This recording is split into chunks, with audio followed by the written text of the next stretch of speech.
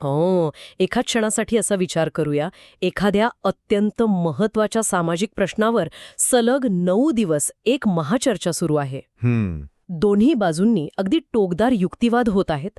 ही लढाई जिंकण्यासाठी तुम्ही तुमचं सर्वस्व पणाला लावलंय. पण ऐन मोक्याच्या क्षणी तुमच्याच गटातील, तुमच्या खांद्याला खांदा लावून लढणारा एक सहकारी अचानक फितूर होतो. अरे बापरे. हो ना, तो चक्क विरुद्ध बाजूला जाऊन मिळतो. तुम्ही ती अत्यंत महत्वाची वैचारिक लढाई हरता आणि आणि शिक्षा म्हणून तुम्हाला आजच्या काळातील लाखो रुपयांच्या घरात जाणारा प्रचंड मोठा आर्थिक दंड भरावा लागतो. आणि हे सगळं 1870च्या दशकात होतंय. अगदी बरोबर. 1870 मध्ये पुण्यात अगदी हुबेहूब हेच घडलं होतं. आणि या घटनेतील सर्वात भयानक गोष्ट म्हणजे तो फक्त आर्थिक दंड नव्हता. ती स्वतःच्याच माणसांकडून मिळालेली वागणूक आणि त्यातून आलेला तो प्रचंड मानसिक धक्का होता. आणि म्हणूनच आजच्या आपल्या या सखोल चर्चेत आपण अशाच एका झंझावाती व्यक्तिमत्वाचा वेध घेणार आहोत. ही व्यक्ती म्हणजे विष्णू परशुराम शास्त्री पंडित, ज्यांना आपण महाराष्ट्राचे ईश्वरचंद्र विद्यासागर म्हणून ओळखतो. अगदी तेच. या संपूर्ण प्रवासात एक प्रश्न वारंवार माझ्यासमोर येतो.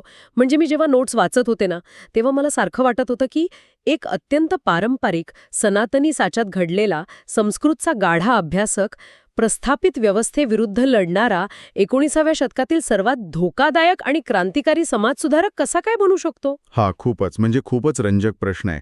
आणि या प्रश्नाचं उत्तर शोधण्यासाठी आपल्याला आधी त्या काळातील महाराष्ट्राच्या सामाजिक आणि राजकीय मानसिकतेच्या मुळाशी जावं लागेल. 1827 मध्ये सातारा जिल्ह्यातील बावधन या गावी विष्णूशास्त्री पंडितांचा जन्म झाला. त्यांच्या वडिलांचं नाव परशुराम शास्त्री. आता हा काळ बघा, हा तो काळ होता जेव्हा पेशवाईचा अस्त नुकताच झाला होता आणि ब्रिटिश राजवटीने आपला जम बऱ्यापैकी बसवला होता. म्हणजे एक प्रकारचं स्थित्यंतर सुरू होतं. अगदी बरोबर. एकीकडे हजारो वर्षांच्या परंपरेचं ओझं आणि जुनी गेलेली जी सत्ता होती तिची हुरहुर होती, तर दुसरीकडे पाश्चात्य शिक्षणातून आलेलं आधुनिकतेचं धडकणारं वादळ होतं. आणि या दोन परस्पर विरोधी प्रवाहांमध्ये आपला महाराष्ट्र अक्षरशः भरडला जात होता, नाही का? हो ना. अशा अत्यंत नाजूक वळणावर एका व्यक्तीने स्वतःच्याच व्यवस्थेविरुद्ध उभं केलेलं हे बंड खऱ्या अर्थाने ऐतिहासिक ठरतं. पण त्यांच्या सुरुवातीच्या जडणघडणीकडे पाहिलं तर तसे कोणतेही बंडखोर संकेत मिळत नाहीत. म्हणजे त्यांचं सुरुवातीचं शिक्षण साताऱ्यातच प्रख्यात विद्वान राघवेंद्राचार्य आणि नारायणाचार्य गजेंद्र गडकर यांच्याकडे झालं. हो. तिथे त्यांनी न्याय आणि व्याकरण या विषयांचं अत्यंत पारंपरिक आणि सखोल अध्ययन केलं. म्हणजे हे अगदीच सनातनी पद्धतीचं शिक्षण होतं ना. पूर्णपणे. त्यानंतर मात्र ते पुण्यात आले आणि त्यांनी सरकारी पाठशाळेत इंग्रजीचं शिक्षण घेतलं. तिथे त्यांना महादेवशास्त्री कोल्हटकर आणि कृष्णशास्त्री चिपळूणकर यांच्यासारखे सहाध्यायी मिळाले. मला इथे असं वाटतं की हा जो दोन भिन्न ज्ञानशाखांचा संगम आहे ना, म्हणजे एकीकडे संस्कृत आणि दुसरीकडे इंग्रजी, तोच त्यांच्या भविष्यातील क्रांतीचा पाया असावा. हे अगदी अचूक निरीक्षण आहे तुमचं. पण इथे न्याय आणि व्याकरण या पारंपरिक शिक्षणाचं महत्त्व आपण थोडं अधिक बारकाईने समजून घेतला पाहिजे. म्हणजे कसं? कसंय, न्यायशास्त्र म्हणजे केवळ जुने श्लोक पाठ करणं नव्हे, तर ते तर्कशास्त्राचं म्हणजे लॉजिकचं, वादविवादाचं आणि पुराव्यांचं अत्यंत प्रगत शास्त्र आहे. अच्छा, म्हणजे नुसतं पाठांतर नाहीये ते? अजिबात नाही. विष्णूशास्त्रींनी साताळ्यात फक्त धर्मग्रंथ वाचले नाहीत, तर त्यांनी युक्तिवाद कसा करावा याचे धडे गिरवले होते. आणि जेव्हा पुण्यात आल्यावर त्याला पाश्चात्य विचारांशी, मानवी हक्कांच्या जाणीवेची जोड मिळाली, तेव्हा त्यांच्या हातात एक अत्यंत शक्तिशाली अस्त्र आलं. जे होतं तर्कशुद्ध आधुनिक विचार. अगदी तेच. पण थांबा, मला इथे एक प्रश्न पडतोय. जर ते पुण्यात आल्यावर इंग्रजी शिकले होते, त्यांच्यावर पाश्चात्य विचारांचा प्रभाव पडला होता, तर मग समाजातील अनिष्ट प्रथांना विरोध करताना त्यांनी थेट जॉन स्टुअर्ट मिल किंवा आधुनिक मानवाधिकारांचा म्हणजे ह्युमन राईट्सचा मुद्दा का नाही मांडला? हार घेण्याची त्यांना काय गरज होती?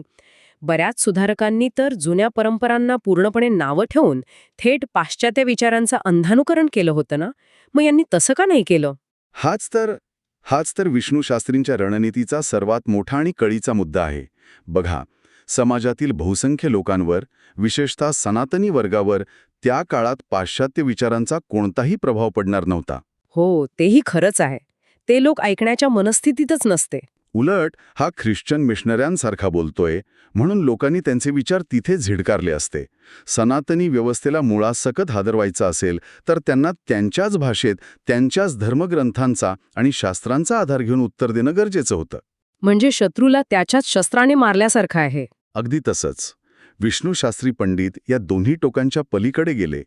त्यांना प्राचीन भारतीय शास्त्रांची उत्तम जाण होती, ज्यामुळे ते सनातनी विद्वानांना त्यांच्याच मैदानात हरवू शकत होते. आणि आधुनिक पाश्चात्य मूल्यांचं महत्त्व समजल्यामुळे त्यांना नेमका कोणता बदल घडवायचा आहे हे त्यांच्या डोक्यात अत्यंत स्पष्ट होतं. म्हणजे त्यांनी जुन्या शस्त्रांनीच जुन्या व्यवस्थेवर वार केला. हे खरोखरच भन्नाट आहे. होय. पण त्यांचा व्यावसायिक प्रवास पाहिला तर त्यांनी जो एक निर्णय घेतला तो मला याहून अधिक धक्कादायक वाटतो. कोणता निर्णय? तो 1848 मधला. म्हणजे 1848 मध्ये त्यांनी सरकारी शिक्षण खात्यात ट्रान्सलेशन एक्झिबिशनर म्हणजे भाषांतरकार म्हणून नोकरी पत्करली. तेव्हा त्यांचा पगार 40 रुपये होता. 40 रुपये. आता 1848 मध्ये 40 रुपये म्हणजे आजच्या काळात ती एक अत्यंत प्रतिष्ठित आणि आर्थिकदृष्ट्या सुरक्षित अशी नोकरी होती. तिथे त्यांनी शिक्षक आणि भाषांतर परीक्षक म्हणूनही काम केलं. काही काळ शालापत्रक या मासिकाचं संपादनही केलं. पण 1864 मध्ये त्यांनी एक असा निर्णय घेतला जो आजही अनेकांना वेडेपणाचा वाटेल. राजीनाम्याचा निर्णय. हो, त्यांनी त्या अत्यंत सुरक्षित सरकारी नोकरीचा थेट राजीनामा दिला आणि 1862 मध्ये सुरू झालेल्या इंदुप्रकाश या साप्ताहिकाच्या मराठी विभागाचे उपसंपादक आणि नंतर संपादक म्हणून ते रुजू झाले. या निर्णयामागची तीव्रता आपण समजून घेतली पाहिजे. आजच्या काळात एखादी चांगली कॉर्पोरेट नोकरी सोडून स्वतःचा व्यवसाय सुरू करणं वेगळं. पण 1864 मध्ये ब्रिटिश सरकारची नोकरी सोडणं म्हणजे केवळ स्थिर उत्पन्न गमावणं नव्हतं. मग अजून काय होतं त्यात? ती एक प्रकारची राजकीय आणि सामाजिक सुरक्षा गमावणं होतं. इंदुप्रकाश हे केवळ एक नोकरीचं ठिकाण नव्हतं. विष्णुशास्त्रींना हे पूर्णपणे कळून चुकलं होतं की सरकारी चौकटीत राहून समाजाच्या जळजळीत प्रश्नांवर थेट बोलता येणार नाही. बरोबर, सरकारच्या धोरणांच्या विरोधात जाता येत नाही. अगदी तसंच. त्यांना पत्रकारितेचा एक प्रभावी हत्यार म्हणून वापर करायचा होता. म्हणजे हे एखाद्या सर्वोच्च न्यायालयाच्या न्यायाधीशाने किंवा उच्चपदस्थ कॅबिनेट सचिवाने राजीनामा देऊन व्यवस्थेविरुद्ध अंडरग्राऊंड पत्रकारिता सुरू करण्यासारखं आहे. हो ना. कारण त्यांनी ज्या विषयांवर प्रहार करायला सुरुवात केली ते विषय त्या काळात अक्षरशः निखाले होते. हात लावला तर पोळेल असे विषय होते ते. होय, आणि ते प्रहार अत्यंत तीक्ष्ण होते. त्यांनी इंदुप्रकाशच्या माध्यमातून बालविवाह, जातीभेद, जरट कुमारी विवाह म्हणजे म्हाताऱ्या माणसाचा अगदी तरुण मुलीशी होणारा विवाह आणि विशेषतः केशवपन यासारख्या अमानुष प्रथांवर सडेतोड विचार मांडायला सुरुवात केली. केशवपन ही खूपच भयानक प्रथा होती. हो, केशवपणासारखी प्रथा जिथे विधवा स्त्रीचे केस बळजबरीने कापले जायचे, ती त्या काळातील सनातनी समाजाच्या पुरुषी वर्चस्वाचं प्रतीक होती. या प्रथेविरुद्ध स्वभाषेतून म्हणजे चक्क मराठीतून आवाज उठवणं म्हणजे थेट धर्ममार्तंडांच्या सत्तेला आव्हान देण्यासारखं होतं. नक्कीच. पण केवळ वृत्तपत्रात लेख लिहून समाज बदलत नसतो हेही त्यांना पक्क ठाऊक होतं. अगदी बरोबर. विचारांना प्रत्यक्ष कृतीची आणि संघटनात्मक बांधणीची जोड लागतेच. आणि 1864 नंतर विष्णुशास्त्रींचा प्रवास नेमका याच दिशेने गेला. याच वर्षी त्यांनी बंगालमधील थोर समाजसुधारक ईश्वरचंद्र विद्यासागर यांनी विधवा विवाहाच्या शास्त्रशास्त्रतेवर म्हणजे त्याला शास्त्राचा आधार कसा आहे यावर लिहिलेल्या ग्रंथाचा विधवा विवाह या नावाने मराठीत अनुवाद केला. आणि इथूनच त्यांना महाराष्ट्राचे ईश्वरचंद्र विद्यासागर ही ओळख मिळाली. पण नुसते विचार मांडून ते थांबले नाहीत. नाही, अजिबात नाही. मदत करण्यासाठी 28 जानेवारी 1866 रोजी त्यांनी पुनर्विवाहोत्तेजक मंडळीची स्थापना केली. ही खूप मोठी झेप होती त्यांच्या कामातली. ही संस्थात्मक मांडणी म्हणजे सनातनी व्यवस्थेविरुद्ध पुकारलेलं अधिकृत युद्धच होतं. कारण बघा, जोपर्यंत तुम्ही फक्त लेख लिहिता तोपर्यंत तुम्ही फक्त एक विचारवंत असता. पण जेव्हा तुम्ही संस्था काढता तेव्हा तुम्ही एक आंदोलन उभं करता. पुनर्विवाहोत्तेजक मंडळीची स्थापना करून त्यांनी चळवळीला एक सुसंघटित रूप दिलं. त्याच काळात एक स्वदेश इच्छू या टोपण नावाने त्यांनी ब्राह्मण कन्या विवाह विचार हा ग्रंथही लिहिला. आम्ही पण इथे आणखी एक प्रश्न उभा राहतो माझ्या मनात. कोणता? त्यांनी स्वतःच्या नावाने न लिहिता एक स्वदेश हितेच्छू असं टोपण नाव का वापरलं असावं? ते तर आधीच जाहीरपणे वृत्तपत्रातून लिहित होतेच ना, मग अचानक टोपण नाव का? याचं कारण म्हणजे त्या ग्रंथात मांडलेले विचार त्या काळाच्या मानानं इतके स्फोटक होते की त्यामुळे निर्माण होणारा धोका केवळ वैचारिक नव्हता, अच्छा. तो शारीरिक सुरक्षितेचाही धोका होता. समाजातील एका मोठ्या वर्गाला अचानक असं सांगणं की तुम्ही पिढ्यानपिढ्या ज्या प्रथा पाळत आहात त्या चुकीच्या आहेत आणि त्या ताबडतोब थांबल्या पाहिजेत, हे स्वतःच्या जीवावर बेतणारं असू शकलं असतं. म्हणजे त्यांच्या जीवाला खरोखर धोका होता तर? हो ना. आणि जशी अपेक्षा होती तसाच अत्यंत संघटित आणि आक्रमक विरोध सुरू झाला.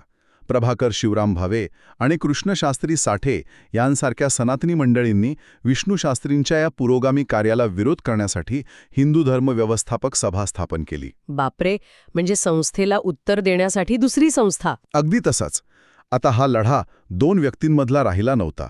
तो 2 संस्थांमधला, 2 पूर्णपणे वेगळ्या विचारसरणींमधला वैचारिक रणसंग्राम बनला होता. आणि याच रणसंग्रामाचा सर्वात मोठा स्फोट झाला तो 17 एप्रिल 1870 रोजी. आपण सुरुवातीला ज्या 9 दिवसांच्या महाचर्चेचा उल्लेख केला होता ना, तो हाच प्रसंग. होय, ती ऐतिहासिक वादसभा. पुण्यात जगद्गुरू शंकराचार्यांच्या अध्यक्षतेखाली ही ऐतिहासिक वादसभा आयोजित करण्यात आली होती. या चर्चेचा मुख्य विषय होता विधवा विवाहाची सशस्त्रता, म्हणजेच विधवा विवाहाला धर्मशास्त्रांची खरंच मान्यता आहे की नाही. मला ते याची कल्पना करणंही कठीण जाते की सलग 9 दिवस ही चर्चा चालली. सलग 9 दिवस. आजच्या काळात एखाद्या महत्त्वाच्या विषयावर संसदेत होणारी वादळी चर्चा किंवा सर्वोच्च न्यायालयात सलग चालणारा एखादा हाय प्रोफाईल खटला, त्याच्याशी आपण याची तुलना करू शकतो. एका बाजूला सुधारकांचे नेतृत्व करणारे विष्णूशास्त्री पंडित आणि दुसऱ्या बाजूला अत्यंत कडवा सनातनी पक्ष. या 9 दिवसांच्या सभेची भव्यता, त्यातील ताणतणाव आणि बौद्धिक क्षमता समजून घेणं खूप गरजेचं आहे. ही केवळ शाब्दिक चकमक नव्हती. सलग 9 दिवस संस्कृत श्लोक, त्यांचे अर्थ, अन्वयार्थ, स्मृती, पुराणे या सर्वांचे दाखले देत प्रतिवाद करणं, यासाठी किती अफाट बौद्धिक आणि शारीरिक ऊर्जा लागली असेल याचा आपण फक्त अंदाजच बांधू शकतो. खरंच. विष्णूशास्त्रींनी इथे त्यांचं साताळ्यात घेतलेले ते न्याय आणि व्याकरणाचं ज्ञान पणाला लावलं. त्यांनी अत्यंत साधार आणि अभ्यासपूर्ण युक्तिवाद करून हे सिद्ध करण्याचा प्रयत्न केला की विधवा विवाह हा धर्मशास्त्राच्या अजिबात विरोधात नाही. ही सभा म्हणजे महाराष्ट्राच्या वैचारिक घुसळणीचा सर्वोच्च बिंदू होता असं मी म्हणेन. पण एवढी अफाट मेहनत करून सलग 9 दिवस स्वतःच्या ज्ञानाची शर्थ करूनही या महाचर्चेचा जो निकाल लागला तो खरोखरच अस्वस्थ करणार आहे. होय. या अटीतटीच्या युक्तिवादानंतर सुधारक पक्षातीलच एक व्यक्ती अचानक फितूर झाली आणि केवळ स्वतःच्याच गटातील व्यक्तीने दगा दिल्यामुळे या ऐतिहासिक वादाचा निकाल सनातनी पक्षाच्या बाजूने लागला. हा खूप मोठा धक्का होता. आणि सर्वात धक्कादायक भाग म्हणजे या वादसभेत हरल्याबद्दल लोकहितवादींसारख्या दिग्गज सुधारकांना आणि विष्णूशास्त्रींच्या सहकाऱ्यांना 1000 रुपयांचा दंड भरावा लागला. आता विचार करा, 1870 मध्ये 1000 रुपये म्हणजे आजच्या काळात ती रक्कम किती मोठी असेल. ती रक्कम आजच्या लाखो रुपयांच्या बरोबरीची असेल. हो ना. स्वतःच्या खिशातून एवढा मोठा दंड भरणं आणि ज्या लोकांसाठी आपण लढतोय त्यांच्याकडूनच फितुरी आणि अपमान सहन करणं, हे सगळं पचवणं किती भयानक असेल. आणि याच क्षणी माणसाची खरी कसोटी लागते. सामान्य माणूस या टप्प्यावर पूर्णपणे कोलमडून गेला असता. ज्या समाजासाठी आपण हे सर्व करतोय तोच समाजच जर साथ देणार नसेल तर कशाला हा खटाटोप करायचा, असा विचार करून अनेकांनी समाज सुधारणेचा मार्ग कायमचा सोडला असता. अगदी साहजिक आहे तसा विचार येणं. पण विष्णूशास्त्री पंडित वेगळ्याच मातीचे बनले होते. या पराभवाने आणि फितुरीने ते खचले नाहीत. उलट आता नुसती चर्चा किंवा वादविवाद करून चालणार नाही, तर प्रत्यक्ष कृतीतून स्वतःचा आदर्श स्थापित करावा लागेल या निष्कर्षाप्रत ते पोहोचले. आणि या कृतीची सुरुवात त्यांनी 1865 मध्येच केली होती, जेव्हा त्यांनी पुण्यातील वकील नारायण भिडे यांना एका विधवेशी विवाह करण्यासाठी प्रोत्साहन दिलं होतं. पण त्यांचे स्वतःचे सर्वात मोठे आणि ऐतिहासिक पाऊल अजून बाकी होते. 1874च्या सुमारास विष्णूशास्त्रींच्या पहिल्या पत्नीचा आजाराने मृत्यू झाला. त्यानंतर त्यांनी समाजाला केवळ उपदेश न करता 14 डिसेंबर 1874 रोजी स्वतः एक क्रांतिकारी निर्णय घेतला, जो की स्वतः एका विधवेशी विवाह करण्याचा निर्णय होता. अगदी बरोबर. त्यांनी वामनराव आगाशे यांची कन्या कुसाबाई या 25 वर्षीय विधवेशी विवाह केला. हा विवाह म्हणजे सनातनी सभेने दिलेल्या त्या 9 दिवसांच्या पराभवाला दिलेलं हे सर्वात मोठं आणि प्रत्यक्ष उत्तर होतं. तुम्ही शास्त्रांचा आधार घेऊन मला हरवू शकता, पण माझ्या प्रत्यक्ष कृतीला तुम्ही कसा हरवणार, हा तो संदेश होता. त्यांनी स्वतःचाच आदर्श समाजापुढे ठेवला. पण मला या लग्नातील एका अशा गोष्टीने सर्वात जास्त थक्क केलं, जी आजच्या काळातही अत्यंत प्रगत मानली जाते. कोणती गोष्ट? या लग्नापूर्वी त्यांनी कुसाबाईंच्या नावे 1600 रुपये ठेवून करार पद्धतीने विवाह करण्याची नवी रीत घडवून आणली. अरे चा हो. आज 21व्या शतकात आपण प्री नप्शुअल एग्रीमेंटबद्दल बोलतो, जे आजही आपल्या समाजात खूप आधुनिक आणि पाश्चात्य मानलं जातं. पण 1874 मध्ये एका विधवेशी विवाह करताना तिच्या भविष्यातील आर्थिक सुरक्षतेसाठी लग्नाआधीच 1600 रुपयांची कायदेशीर तरतूद करणं, ही संकल्पना त्या काळात आली कुठून त्यांच्या डोक्यात? त्यांच्या दूरदृष्टीचा आणि अत्यंत प्रगल्भ अशा संवेदनशीलतेचा पुरावा आहे. आपण याकडे केवळ एक आर्थिक करार म्हणून न पाहता एका स्त्रीच्या सन्मानाची आणि सुरक्षेची कृती म्हणून पाहिलं पाहिजे. बघा, कुसाबाई याआधीच एकदा वैधव्याचं दुःख आणि समाजाची अवेलना सहन करत होत्या. विष्णूशास्त्रींना याची पूर्ण जाणीव होती की ते स्वतः एका अत्यंत धोकादायक मार्गावर चालत आहेत. समाजाचा त्यांच्यावर प्रचंड रोष आहे. हो, कधीही काहीही होऊ शकलं असतं. उद्या जर त्यांच्या स्वतःच्या आयुष्याचं काही बरं वाईट झालं तर कुसाबाईंना पुन्हा कोणापुढे हात पसरण्याची किंवा त्याच सनातनी समाजाच्या दयेवर जगण्याची वेळ येऊ नये, हा त्यामागचा अत्यंत स्पष्ट आणि शुद्ध हेतू होता. हे पाऊल सिद्ध करतं की ते केवळ व्यासपीठावरून भाषणे देणारे सुधारक नव्हते, तर अत्यंत व्यावहारिक दृष्टिकोन असणारे आणि स्त्रियांच्या आर्थिक स्वातंत्र्याचे खरे पुरस्कर्ते होते. खरंच किती विचार केला होता त्यांनी. आणि त्यांच्या या कृतिशील कार्यासोबतच त्यांनी मागे ठेवलेला साहित्यिक वारसाही तितकाच थक्क करणार आहे. हो. इंग्रजी आणि संस्कृतच्या त्यांच्या गाढ अभ्यासातून त्यांनी अनेक ग्रंथांची निर्मिती केली. हिंदुस्थानचा इतिहास लिहिला, इंग्रजी आणि मराठी कोश तयार केला, संस्कृत आणि महाराष्ट्र धातुकोश बनवला. पण यात मला सर्वात अनपेक्षित वाटलेला ग्रंथ म्हणजे त्यांनी शंकर पांडुरंग पंडित यांच्या मदतीने 2 खंडात संपादित केलेली तुकाराम बाबांच्या अभंगांची गाथा. हो, हा खूप महत्वाचा टप्पा आहे. मला हेच समजलं नाही की एकीकडे समाज सुधारणा, विधवा विवाह आणि दुसरीकडे थेट संत तुकारामांचे अभंग, या 2 गोष्टींचा संबंध कसा काय लागतो? हा संबंध अत्यंत सखोल आहे. विष्णूशास्त्रींनी ओळखलं होतं की महाराष्ट्राच्या जनमानसाची नाडी ही संत परंपरेत दडलेली आहे. केवळ संस्कृत श्लोक आणि पाश्चात्य तत्वज्ञान देऊन सामान्य माणसाला चळवळीशी जोडता येणार नाही. अच्छा, म्हणजे सामान्यांशी जोडलं जाण्यासाठी. अगदी बरोबर. संत तुकारामांनी 17व्या शतकात अत्यंत परखडपणे प्रस्थापित दांभिकतेवर प्रहार केले होते. तुकारामांची गाथा संपादित करून विष्णूशास्त्रींनी वारकरी संप्रदायाच्या आणि महाराष्ट्राच्या संत परंपरेतील समतेचा विचार पुन्हा एकदा समाजासमोर अधिकृतपणे आणला. क्या बात आहे. तो बहुजन समाजाशी जोडला जाण्याचा एक भक्कम दुवा होता. याशिवाय त्यांनी 1875 मध्ये स्त्रियांचे अधिकार या विषयावर दिलेलं व्याख्यान, तसंच स्मृतिशास्त्र, शूद्रधर्म आणि पुरुष सूक्त यावर केलेलं काम, हे सर्व साहित्य एका नव्या प्रगल्भ समाजाच्या निर्मितीसाठी रचलेला पाया होता. म्हणजे एका व्यक्तीने एकाच आयुष्यात सरकारी नोकरी, पत्रकारिता, संस्थात्मक बांधणी, 9 दिवसांचे वादविवाद, स्वतःच्या जीवनातील क्रांतिकारी निर्णय आणि एवढी अफाट ग्रंथसंपदा, हे सर्व कसं काय केलं असेल? नुसता विचार करूनच थकायला होतं. हो ना. पण या अफाट प्रयत्नांना दुर्दैवाने काळाची अत्यंत क्रूर मर्यादा होती. 25 एप्रिल 1876 रोजी महाबळेश्वरी येथे वयाच्या अवघ्या 49व्या वर्षी त्यांचं निधन झालं. खूपच लवकर गेले ते. हो.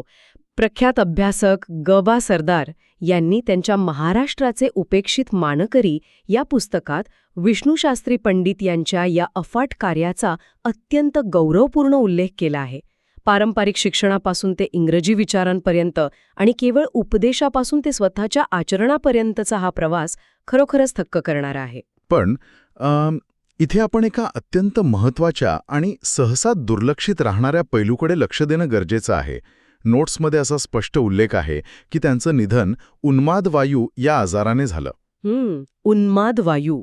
आता उन्माद वायू या वैद्यकीय संज्ञेचा 19व्या शतकातील संदर्भ जर आपण पाहिला तर त्याचा थेट संबंध अत्यंत तीव्र मानसिक ताण, चिंता, मज्जासंस्थेचे विकार किंवा मानसिक संतुलनाशी असू शकतो. आणि हीच ती गोष्ट आहे जी सर्वात जास्त अस्वस्थ करते. थोडा विचार करूया आपण. 1864 मध्ये सुरक्षित नोकरी सोडून देण्यापासून सुरू झालेला तो प्रचंड ताण. बरोबर. त्यानंतर संपूर्ण सनातनी समाजाच्या विरोधात एकटे उभे राहणे, रोजच्या रोज वृत्तपत्रातून नवीन वैचारिक लढे लढणे, स्वतःच्या जीवावर उदार होऊन ग्रंथांची निर्मिती करणे आणि सर्वात भयानक म्हणजे 1870च्या वादसभेत स्वतःच्याच लोकांकडून झालेली ती फितुरी आणि तो 1000 रुपयांचा दंड. आणि त्यानंतरचा तो विवाह. हो, एका विधवेशी विवाह करून संपूर्ण समाजाचे, नातेवाईकांचे टोमणे आणि बहिष्कार सहन करणे. या एका समाजसुधारकाला किती प्रचंड मानसिक ताण किंवा ज्याला आपण आजच्या भाषेत सायकोलॉजिकल टोल म्हणतो, तो सहन करावा लागला असेल. अगदी बरोबर. आपण इतिहासात फक्त त्यांच्या कार्याची, तारखांची आणि ग्रंथांची नोंद घेतो.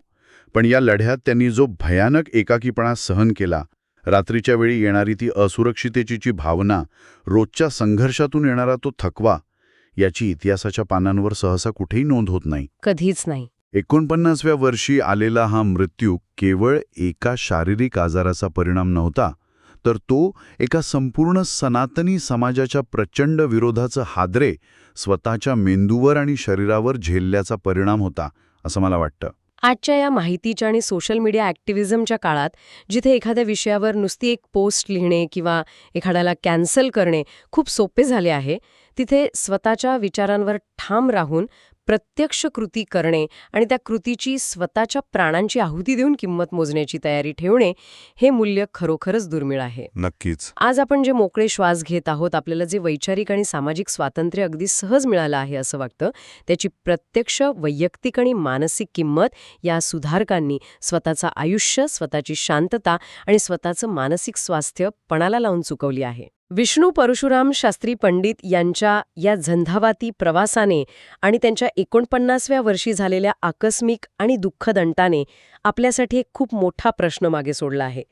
आपण आज जे स्वातंत्र्य उपभोगत आहोत, त्याच्या मुळाशी अशा किती सुधारकांचे मूक क्रंदन आणि उद्ध्वस्त झालेले मानसिक स्वास्थ्य दडलेले असेल, यावर नक्की विचार करा.